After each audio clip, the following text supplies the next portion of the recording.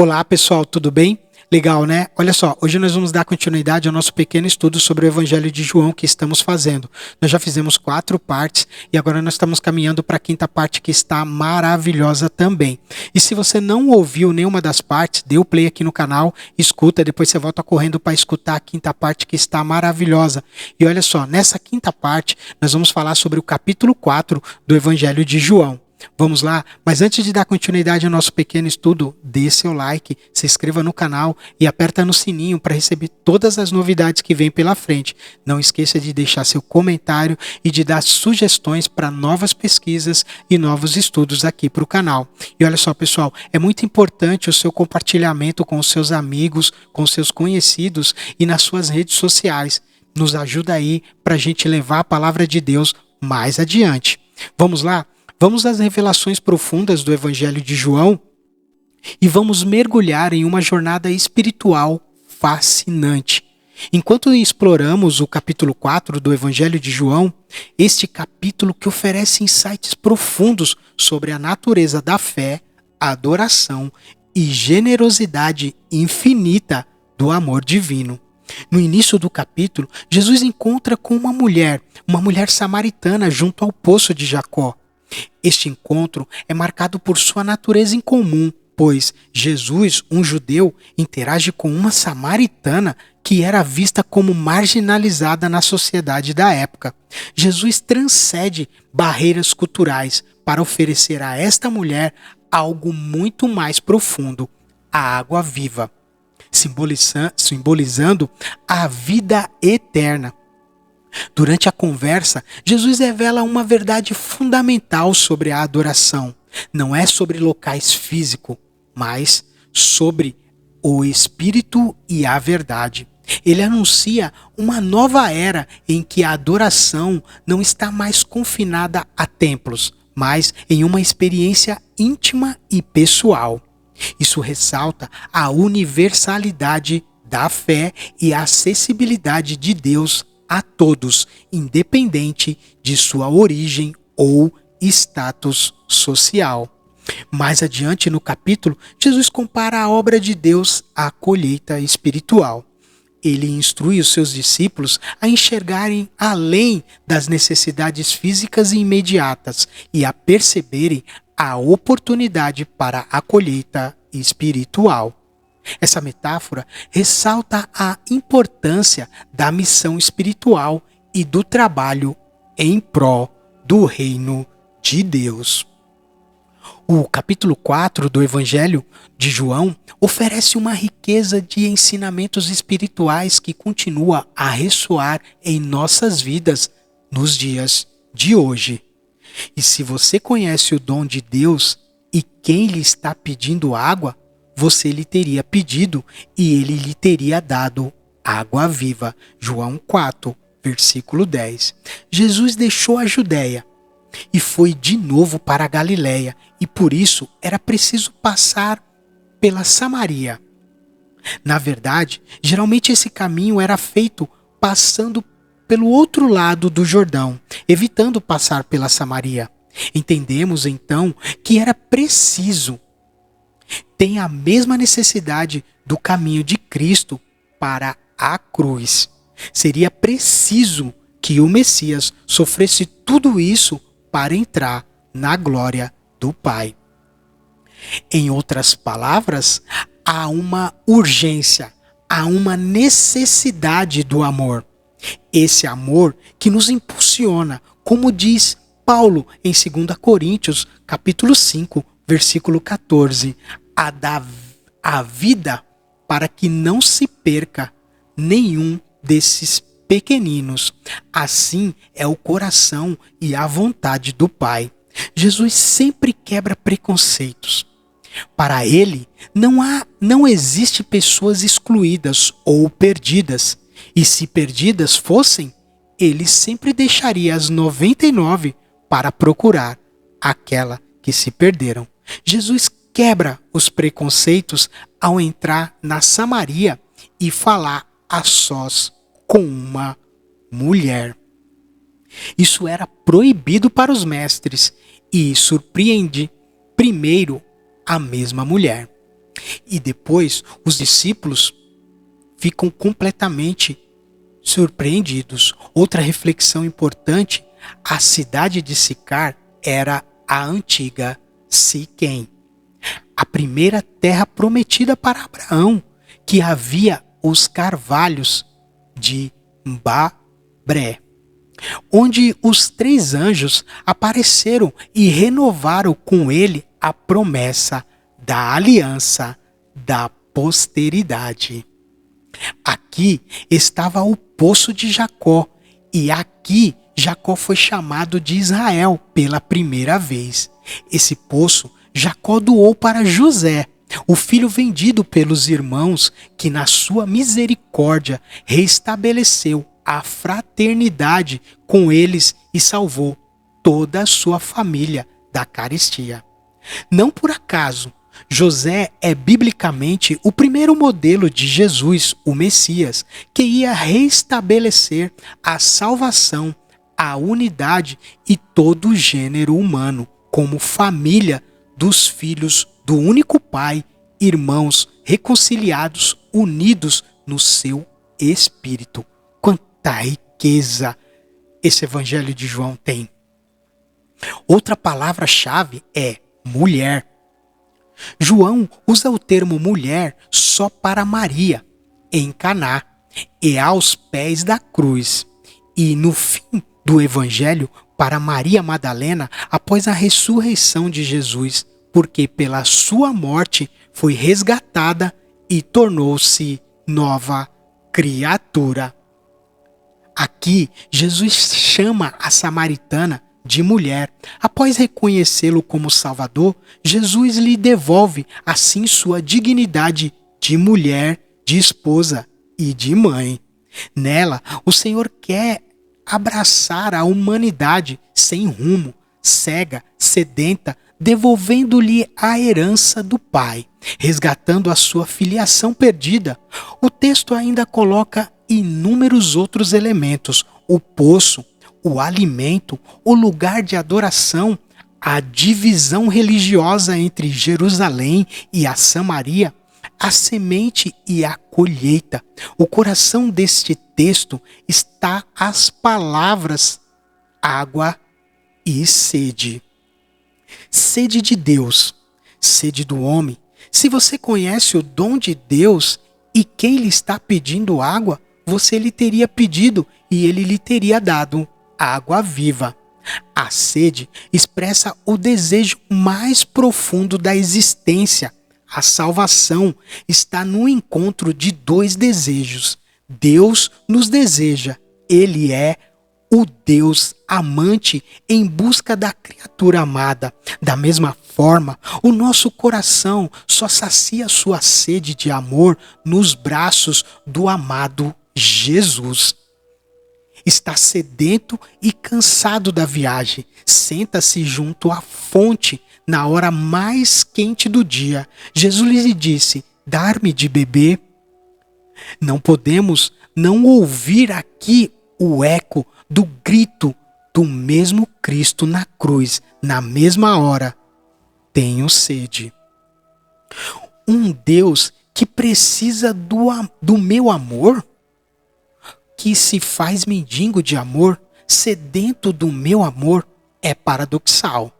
Este amor é Ele mesmo, e Ele nos faz capazes de si, pelo desejo que Ele mesmo nos dá de amar. Ele pede que o amamos para despertar em nós a sede do amor que só Ele pode saciar. Quem tem sede, venha e beba do seu seio.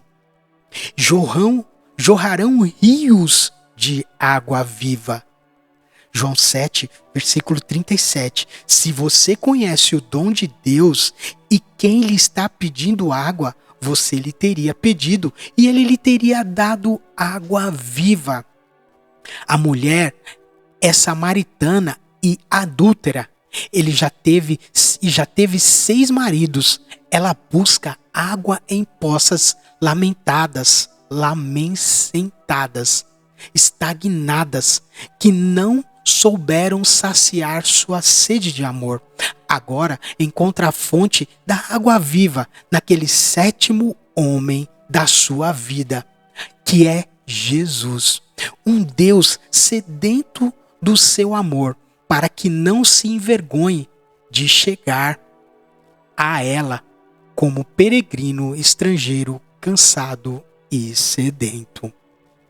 É o anúncio deste amor do Pai que não se podia mais conter a ponto de partir o coração do Filho e derramar-se sobre a humanidade sedenta como uma aliança eterna, uma aliança de misericórdia. Eis que o sedento de se tornar fonte de água viva. Para a samaritana, esse estrangeiro se torna íntimo do seu coração, revelando os mistérios da sua existência e todo o seu passado. Eis que a pecadora se torna testemunha do Messias, enviada para anunciar a sua misericórdia. Eis o sentido da nossa vida.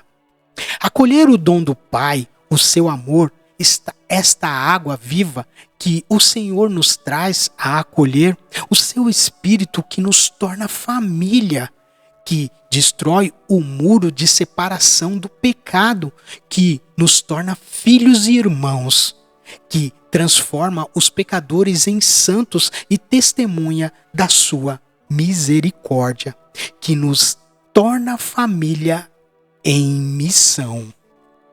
Se você conhece o dom de Deus e que lhe está pedindo e quem está pedindo água, você lhe teria pedido e ele lhe teria dado água viva. Por isso, a nós, samaritanos, deste tempos de hoje, pecadores amados e resgatados por ele, cabe hoje adorar a Deus em espírito e em verdade e levar o anúncio da misericórdia até os últimos confins da terra. E seguindo mais adiante, no capítulo 4 do Evangelho de João, aqui Jesus muda toda a história e se confirma quem ele é.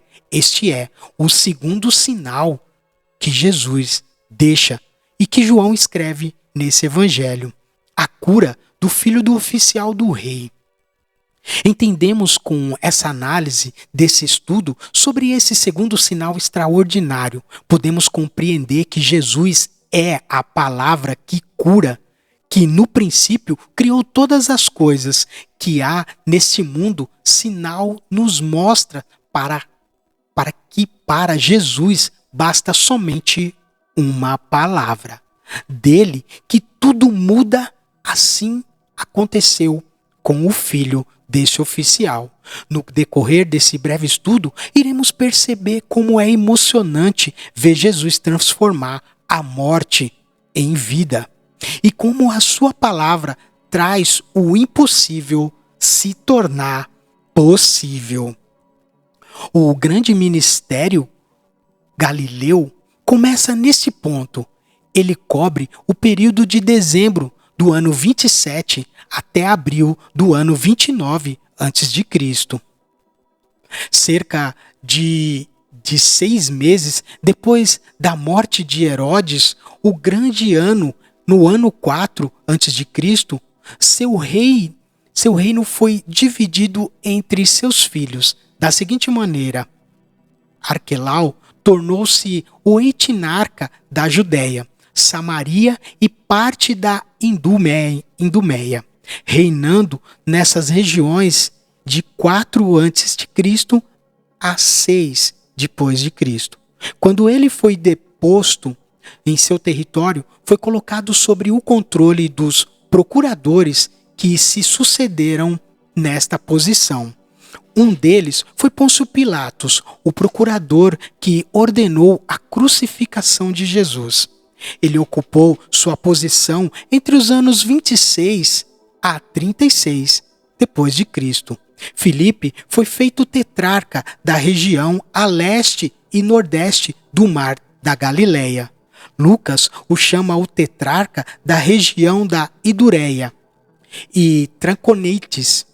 Herodes Antipas recebeu a região formada pela Galileia e Pérea, sobre o qual reinou como tetrarca de 4 antes de Cristo a 39 depois de Cristo. Ele era o irmão de Arquelau.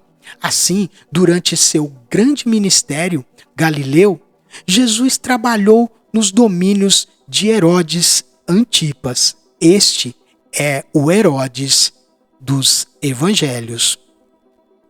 Os evangelhos de Mateus e Marcos dedicam um grande espaço a esse grande ministério galileu. O mesmo também acontece com o evangelho de Lucas.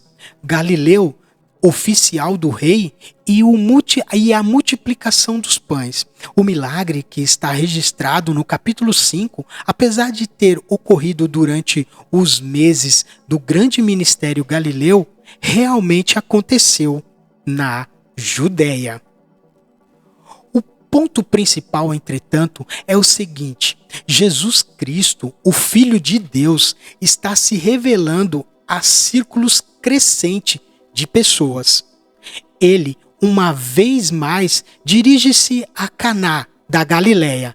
Nesta cidade, ele opera um sinal no qual sua majestade e seu poder divino são exibidos de uma maneira impressionante. Em Cafarnaum havia um oficial do rei. Neste ponto, o autor introduz um oficial do rei. Parece que ele era judeu, pois em 4, versículo 48, incluindo na multidão dos judeus que estavam interessados em Jesus, principalmente como um operador de milagres. Não é impossível que ele tenha ido a Jerusalém durante a Páscoa e, enquanto estava lá, tenha visto alguns milagres feitos por Jesus. Qualquer que seja o caso, ele reconheceu que o novo profeta tinha o poder de curar, pois já tinha havido tempo suficiente para a fama de Jesus se espalhar por toda a Galileia, cujo filho estava doente e à morte. O texto nos informa que aquele homem tinha um filho que estava doente. Se ele era seu único filho ou não, é algo que não podemos afirmar. O oficial do rei não desistiria tão fácil. Ele, ao enfrentar esse tipo de situação desesperadora, não era um aristocrata, um oficial, um saduceu, nem mesmo um galileu. Ele era primeiro e, acima de tudo, um pai doente de preocupação com o seu filho moribundo. Jesus usou o estado vulnerável da mente do homem.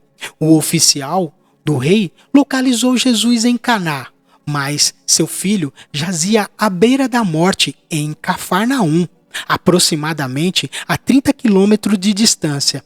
Jesus curou o filho do homem apenas com uma palavra, provando que distância não pode diminuir o seu poder. João diz que o homem creu na palavra que Jesus dissera. Que relevante crer é o principal traço da narrativa de João. No entanto, crer não é necessariamente confiar em Jesus como o Messias e Salvador. Quando João usa o verbo crer sem um objeto, como em muitos outros creram, ele descreve a fé salvífica. A confiança em Jesus como Salvador, isso também é verdade na expressão aquele que nele crê, grifou o autor. O homem creu que o que Jesus disse era verdade. O que é importante, primeiro passo, mas não é a mesma fé que salvou os samaritanos. Fica claro que, para esse pai, a palavra do Senhor é suficiente. João diz que ele partiu ou continuou é o mesmo verbo usado antes pelo Senhor para ir. A cura ocorrera subitaneamente, à hora 7ª, mais ou menos, ou 1 hora à tarde. É provável que o pai pudesse ter voltado para casa no mesmo dia, mas sua confiança na palavra de Jesus era tão forte que não se manteve ansioso e, em vez de correr para casa, ainda resolveu outros negócios que estava à mão. Ele tinha a certeza de que a cura do rapaz ocorrera no momento em que Jesus pronunciava sua palavra vivificante. Por isso, esta razão, perguntou aos escravos quando ele havia começado a melhorar, e a resposta deles confirmou a sua convicção. No dia anterior, o funcionário tinha crido na declaração de Jesus. Agora, junto ao seu lar, esposa, filhos, escravos e outros dependentes, ele creu pessoalmente em Jesus, reconhecendo-o como o enviado de Deus. Não podemos nem ter certeza que o filho dele era ainda uma criança pequena, ou o quarto evangelho usa tanto no sentido de uma criança pequena quanto no sentido de um termo que de estima ou familiaridade. A cura do filho do oficial nestes versículos tem alguma semelhança com a cura do servo do centurião. A objeção que Jesus apresenta ao oficial nesta passagem traz à mente a cura da filha da mulher Ciro-fenícia. É provável que João, antes de escrever o seu evangelho, tenha lido Marcos e talvez Lucas, assim como o início dos sinais de Jesus ocorreu em uma ocasião anterior, logo depois de ele retornar da Judéia para a Galileia. Também este segundo sinal foi feito em seguida ao seu retorno da Judéia. Os sinais de Jerusalém não entram na contagem aqui. A esta altura, o evangelista está pensando somente nos sinais da Galileia. O Senhor não só concedeu sua saúde física àquele filho, mas também conferiu a cura espiritual ao pai, cuja fé ele transformou, da maneira que segue a glória de Cristo. Nesse segundo sinal, manifestou-se de uma maneira impressionante. Jesus, em alguns casos, curou pessoas enfermas por meio de seu toque. Outras vezes, pela imposição das mãos ou por meio de uma ordem. Aqui, entretanto, não há nada disso. O Filho de Deus estabeleceu a sua vontade a mais de 30 quilômetros de distância. Com apenas uma palavra de Jesus, tudo mudou na vida daquele menino.